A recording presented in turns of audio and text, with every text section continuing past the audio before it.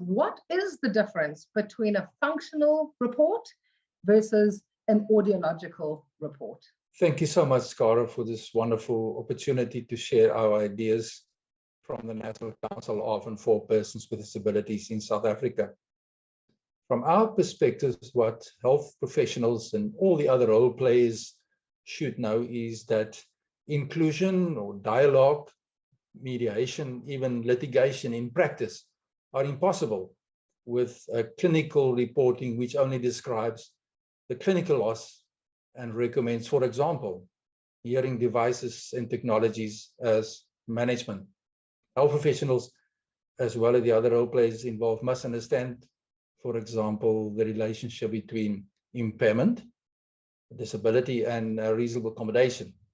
And the reporting must comply with the content of disability rights issues. Now, as mentioned, typically, reports are clinical descriptions, usually only interpretable by other medical professionals in the same field of speciality. This is not language used or understood by employers, for example, HR managers, insurance companies, etc., as well as our persons with impairments and our families, who are an integral part of negotiating for their own reasonable accommodation on various levels. Now, a clinical report normally does not quote or reflect any information specified in any of the official language and legal documents on reasonable accommodation of persons with impairments, and is therefore of little or no value to either the individual or other applicable stakeholders. The audiogram, for example, provided as evidence of hearing impairment or hearing disability is actually uninterpretable, inadequate, and not useful in the motivation to determine disabling conditions and therefore reasonable accommodation. It says nothing about the actual loss, the impact of the loss, the disablement experience, or the reasonable accommodation required. So what we must remember is that reasonable accommodations are, or persons with disabilities or persons with a hearing disability, is persons focused, is situation focused. No one size fits all approach.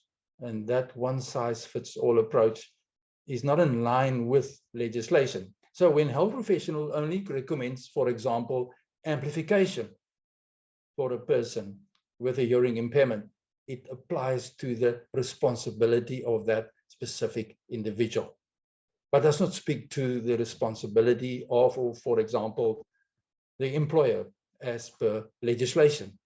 This is very important for all role players to understand that. These role players in society require a report that states whether the person can be considered a person with a disability, and that is what we are all working towards.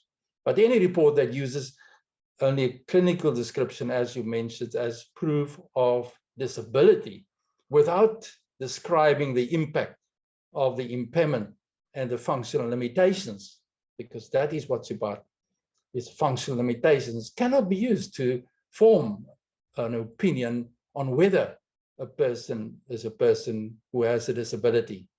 So, the question how professionals may, for example, use our protocol that we've developed and guideline to help them to identify the functional needs for an adult who is therefore hearing impaired. And that is also important. We focus on adults with a hearing impairment. Now, for this accommodations and report purposes, we need a comprehensive case history, not medical, but functional. The recommendations for reasonable accommodation have to be backed up by South African law on the rights of persons with disabilities. And then lastly, to answer your question, it's also a myth that functional reporting or functional reports are only applicable for the workplace. Any adult with hearing loss and their families are entitled to a functional report or functional reporting based on the needs and the merits of a specific case. So we can be able to see now a link on the screen on our video, the protocol for identifying the functional needs and the reasonable accommodation of a deaf or hearing impaired adult. And that's in fact is what functional reporting is all about.